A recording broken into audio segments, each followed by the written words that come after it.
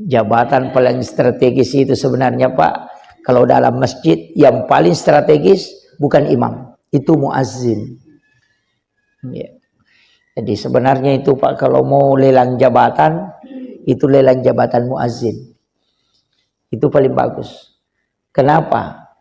Kalau orang tahu, orang yang didoakan oleh benda baik yang basah maupun yang kering, itu adalah muazzin.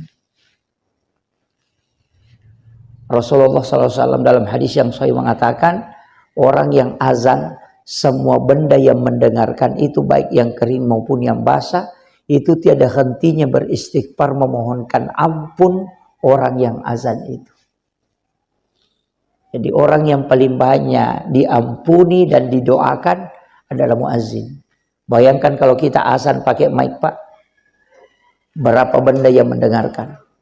Mulai dari yang kering sampai yang basah. Iya. Jadi kering dan basah itu mendoakan. Jadi batu-batu yang ada di luar, tanaman yang ada di luar, itu semua mendoakan orang yang azan. Makanya kalau orang azan itu sebenarnya dosanya banyak yang diampuni oleh Allah. Dan dia juga punya tempat yang tinggi.